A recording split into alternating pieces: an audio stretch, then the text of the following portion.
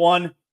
All guests, including on It's Still Real to Me, are brought to us by Johnny Cuba, European roots with that Caribbean soul, a refreshing German lager in a can. You can pick up a six-pack of Johnny Cuba, your local Sedanos, Presidente, Winn-Dixie, Fresco y Mas. Make sure you always drink responsibly, and don't forget Johnny Cuba's mantra, stay tranquilo. Very big pro wrestling weekend, WWE Crown Jewel. They're in Saudi Arabia. Our pal, of course, co-host of the Hall of Fame with Booker T, is Brad Gilmore. Very big news for Reality of Wrestling. That, of course, is Booker T's promotion out there in Houston, Texas, where you guys are. First of all, great to see you, Brad. You doing all right? You look good.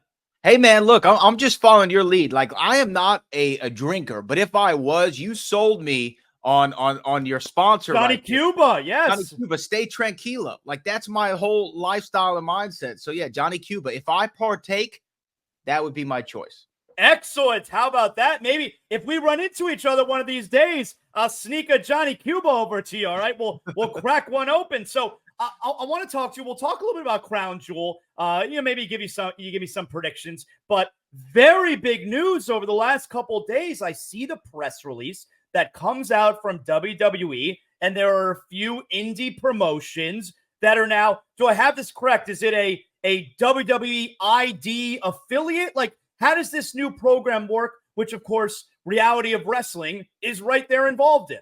Yeah, I mean, massive news. It's a first of its kind program. It's the WWE ID program, which is the independent developmental. WWE in recent years, since the advent of the Performance Center, has focused on kind of non-wrestling background athletes, people coming from college sports of gymnastics, football, basketball, weightlifting, what have you, and using their NIL program, their next in line program, to cultivate the next crop of WWE superstars. And what's great about, though, the ID program is it's taking the focus back to independent wrestlers, because a lot of indie guys were like, man, wait, do I have to be a college athlete now to be a WWE superstar? The answer is no. WWE has always had its eye on the indies, as it's called, or independent wrestling, like Reality of Wrestling, like Seth Rollins School in Iowa, like Cody Rhodes School in Atlanta. And they're almost taking a territorial aspect or approach to it is, hey, here are our schools that we think are really great at building up talent that we really would want to consider. So they have given us this WWE ID designation, as well as they're going to have their eyes on several performers, several independent superstars that they're going to help mentor. They're going to help monetarily from a certain perspective, and more information obviously to come about that. But this is a fantastic, fantastic idea and great news for independent wrestling and independent wrestlers. And we're thrilled and honored that we were the first to receive the designation. Booker has put so many years into this since 2005. Next year's the 20th anniversary. I've been with Reality Wrestling since 2012, and we've always wanted something like this to happen. And yesterday, the day finally came. So it's essentially a farm system for WWE, but I wonder, how does that impact NXT? Because everything you just described to me was what NXT is or was, right? Well, and it's what NXT will continue to be. But here's what's great. I'll use Reality Wrestling as the best example. In recent months, we've been able to have a lot of what their talent that haven't made it to television yet on NXT.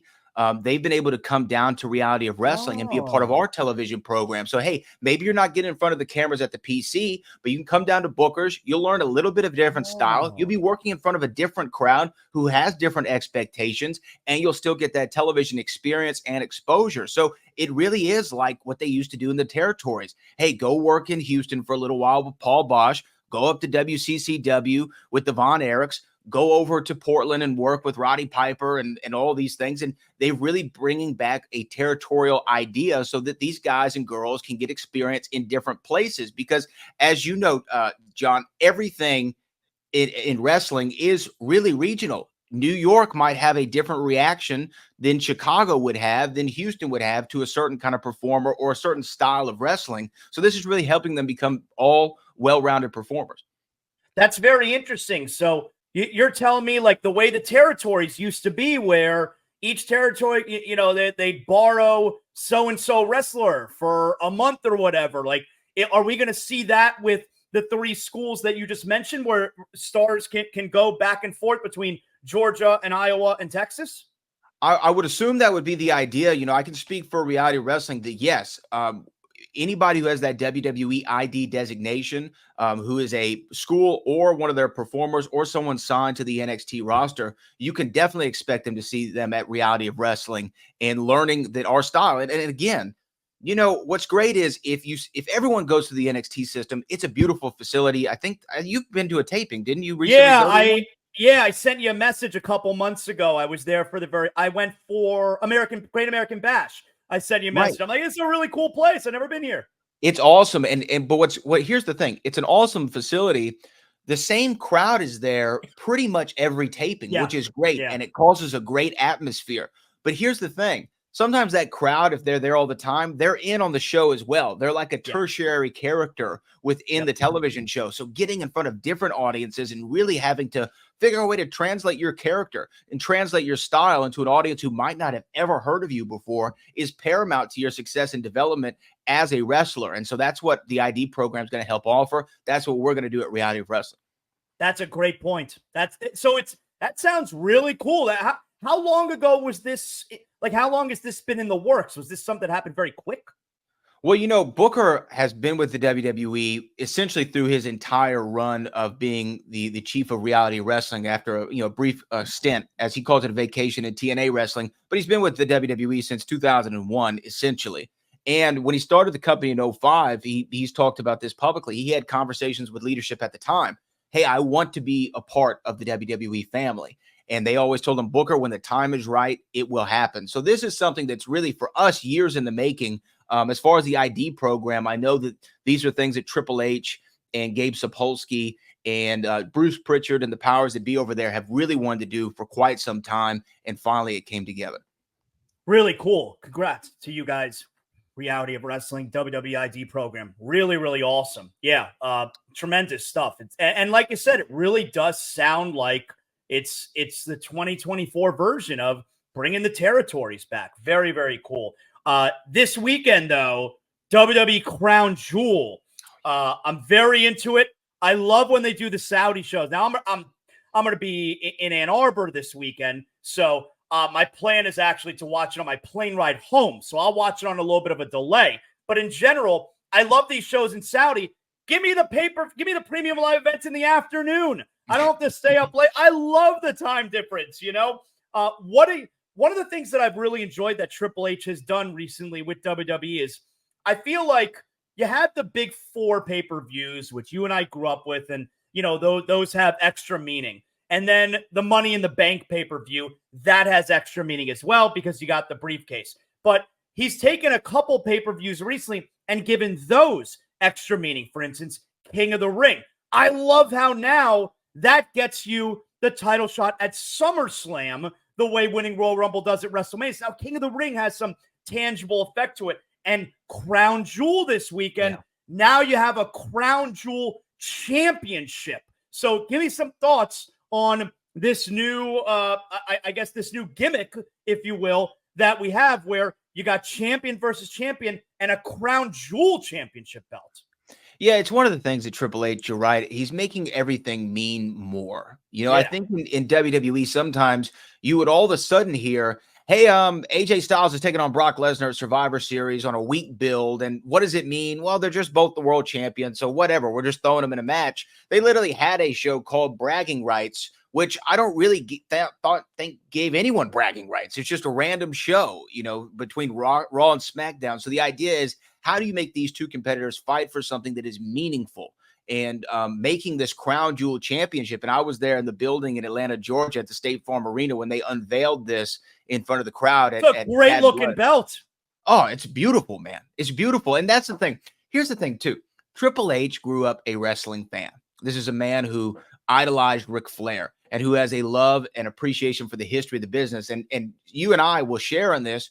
The championship and the look of the championship is something that fans always love. Important. It's very important. We love an unveiling of a title. And the fact that they're putting this on the line and really in a big match situation between Gunther and Cody Rhodes. These are your two top world champions. These are two guys who do not lose very often. And now you're going to see an extra added layer of importance to be the first Crown Jewel champion, as is the case with Nia Jax and Liv Morgan. I really love what, like you said, everything means something. And here's another Yep. thing that he did was really smart. These may be secondary pay-per-views that we don't put a whole lot of stock in. How do you make those feel more important? You put them overseas. You put them in Puerto Rico. You put them in France. You put them in Germany or wherever they might be going, to really have those crowds make it feel like their SummerSlam, make it feel like their WrestleMania, make it feel like their Survivor Series. And that has been another just stroke of genius from Paul Levesque.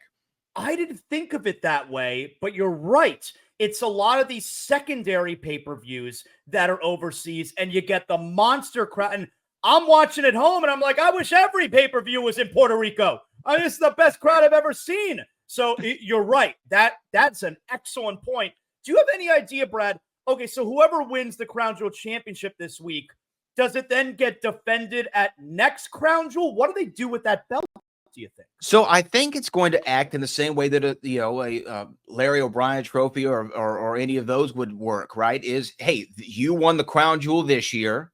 Whoever the two world champions are next year will then battle for the Crown Jewel that year. So you'll have a 2024 winner, a 2025 winner, a 2026 winner, as opposed to, somebody can run with the title for 3 years or whatever the case might be. Every year we can potentially see a new matchup and crown a new Crown Jewel champion for the year, like a King of the Ring as well. A new King of the Ring every year. It's not something that's going to need to be defended. And I think that's really special too. We did something similar like that down at Reality Wrestling. We have a Sherry Martel Classic, because Sherry Martel played such a instrumental role in Booker's career when he was with the Harlem Heat, he and his brother. Mm-hmm.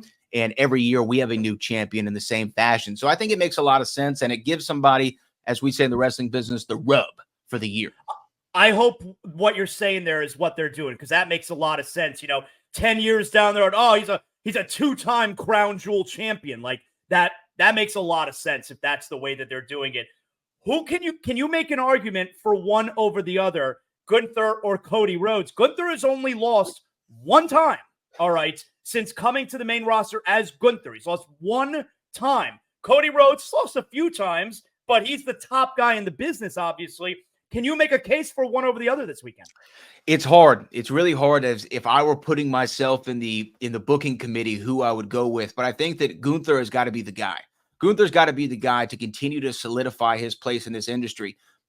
Booker and I recently sat down with The Undertaker for his in his studios in Austin, Texas, and we talked about Gunther. And Gunther seems to be your favorite pro wrestler's favorite pro wrestler right now. He does everything right. He has a presence about him. He has an authenticity about him. He has this intensity about him that really no other star, since I would say Brock Lesnar, has truly had and been able to capture an audience by. You would think twice if you saw Gunther at Baggage Claim to ask him for an autograph. You would pause for a moment. And that is what makes him so great and believable. I would personally go with Gunther. Now, you look at Cody Rhodes. I think Cody Rhodes is the biggest pure babyface since the 80s and Hulk Hogan. You have not seen somebody 100% the good guy all the time without being an anti-hero, without having a little edge to him, just pure, as they say in the business, white meat babyface. We haven't seen somebody like this since the era of Hulk Hogan, and he is pure, and everybody still loves him so far. And I think that he can battle back from adversity and take a loss to somebody like Gunther and still be the guy in the fans' eyes. So I would go with Gunther to be the first ever Crown Jewel champion, and another accolade to add to what's been an incredible banner year for Gunther. Who do you think we're going to see Gunther fight at WrestleMania next year? It's a great question. And this is something that I've been playing around with in my mind. Like, who could he potentially lose the world title to? Or, go up against and have a great defense of the world title against? It's really a question that's up in the air. I don't know. This whole thing that happened actually in Atlanta has gotten a lot of steam with him and Bill Goldberg. Do we see him and Bill Goldberg at WrestleMania? I don't believe so. But I do think that match is going to happen. But who could his WrestleMania opponent be? Last year, it was originally supposed to be Brock. Now, there's a lot of stuff going on with Brock Lesnar. Who knows if we ever see him again? But as far as like a dream matchup that would make great sense on paper, Gunther versus Brock would be a really, really good one. And for Gunther to get over on Brock at WrestleMania, again, that just solidifies his train. I don't know. Who would you like to see him go up against? Brock is the one I would like, but obviously it's a little messy. I wonder if we can get, for his last ever WrestleMania, Cena versus Gunther. And it's the idea of Cena going for the record against Gunther. That'd be No, that's something, the right? one. That's the one. That's the one. No, that's a better idea than Brock. Because again, this is going to be seen as last run ever in 2025. And again, how would you not make a part of John Cena's final lap? How would you not make it about being the all-time record holder for the world title? Yeah. And maybe he tries and fails a few times. Maybe he finally gets it at SummerSlam. I don't know what happens, but yeah, Gunther versus John, I can't believe I didn't think of that. That's the perfect match. Like, could Cena win the Rumble and then he chooses Gunther and like away we go? I would love it. I'm here for it. I'm here for it because fun. look, John needs to get his flowers on this run. He is without a doubt a Mount Rushmore guy. He had to battle through a lot of adversity in his career as kind of being the first, or not first, but one of the more prominent examples of being shoved down the fans' throats, quote unquote, and having to still put a smile on, never getting the heel turn, never doing any of that. And I really think that we need to give the GOAT his flowers on his final lap. I got one more for you here. The Bloodline. We got Reigns and Usos against the Tongas and Solo Sikoa. You can give me a pick for that match, but what I'm really interested in is when do we get Sami Zayn rejoining the Bloodline? It looks like sooner rather than later. They've implicated him in the storylines as far as last Monday. You saw him talking. Why was he talking to Solo? What was that about? Why was he talking to Solo? We don't know what that is about. We don't know if, Sammy, during his original run with the Bloodline, was kind of playing both sides of the fence at certain times. His turn when he and Roman Reigns went after each other in Montreal, and I believe it was a Backlash pay-per-view, was phenomenal. I think that we might see him as soon as Crown Jewel become implicated again, but they're working to War Games. They're going to need 4 on each side. So Roman, the Usos, and Sammy versus, the Tongans, Jacob Fatu, and Solo Sikoa. I would love to see that in a War Games, man. I really would. I mean, that moment when Sammy does eventually hopefully rejoin the OG Bloodline, that's going to be a really cool moment, Brad. It's going to be great, man. And this is another testament to the storytelling the WWE has done in the last definitely couple years, but even recently on this ascend and on the ride to Netflix and, their new deal with the CW network for NXT and continuing their run on the USA with SmackDown and Raw until the end of the year. They're really ramping up the story time as it gets close to the Royal Rumble. Now, Brad, you're obviously, I can see you're at work right now. You're at the CW 39 there in Houston. Do we have any big movie interviews set up today? What are some movies you've seen recently? Yeah, you know what? Coming up this week, I'm really excited. I'm going to be talking to the cast and the director of Here, which is the new movie by Robert Zemeckis. Robert Zemeckis, of course, the director of the Back to the Future trilogy, Who Framed Roger Rabbit, Forrest Gump, Castaway. And we're going to be talking to him as well as Tom Hanks, Robin Wright, and Paul Bettany all about this movie. I will tell you this, Zaz.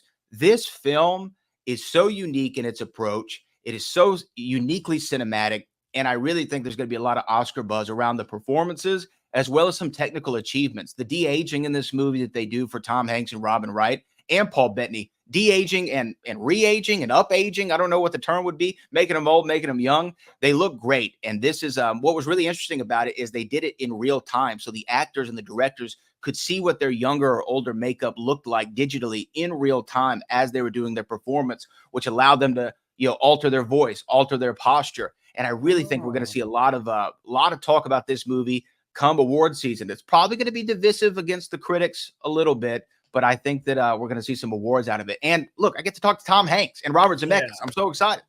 What else have you seen recently? Man, there's so much. Really, recently there's been a lot of great television on the Penguin and Colin Farrell's. I have it on my list. I'm going to watch it. It's on my list. I've not seen it yet. You want to talk about an actor completely disappearing in a role and being not only unrecognizable from a makeup perspective, but being unrecognizable in his voice, in his approach, you don't know who that is. If nobody told me that was Colin Farrell, I would have never guessed it if you gave me 1,000 tries. And this is really the first comic book Sopranos show that there has been. Now, is it at the level of a Sopranos? It's hard for anything to be at that level. But does it give you those vibes and kind of take you out of a comic book realm and into a true mafia crime tale? Absolutely. I highly recommend watching The Penguin. If it's on your list, put it at the top. Do they mention the Batman at all? Do they There reference him? is some references to the Batman, but if you're going into this movie expecting to see the Dark Knight of the Cape Right. Crusader, I get him. you're going to get let down. Okay, Yeah. this is a story about the Penguin and about Oz. Oz. That's his name, Oswald Cobblepot. Oz Cobb in this one, though, is what they call him. This is his story and his ascent. He is not the Penguin that you and I might know him as, the Danny DeVito, monocle, top hat, umbrella carrying Penguin. This is a different iteration of the character who's much more grounded, much more real, and it is at times a very violent show that really pushes the boundaries of what a comic book presentation can do. Brad, excellent job. Always love having you on the program. Tell everyone again, reality of wrestling and everything everybody needs to know. RealityWrestling.com. Our YouTube channel just crossed 810,000 subscribers, I believe we're at. We're really closing in on that million. We're trying to get the gold YouTube plaque and be the preeminent place for all independent pro wrestling here on the Gulf Coast and nationwide. So definitely go check us out at RealityWrestling.com. We have some big shows coming up if you're in the Houston, Texas area. You want to definitely come down to the Walker, Texas Lawyer Arena and check those out. But yeah, just follow us and make sure you check out Booker T and I in the Hall of Fame on your local ESPN here in Houston, ESPN Radio National. We're ready to get back and start talking about these UFC fights and these picks. And so I really appreciate you, Zaslow. As always, man, thanks for the invite. Thank you, Brad. We'll talk soon, man. I appreciate you. Have a good one, brother.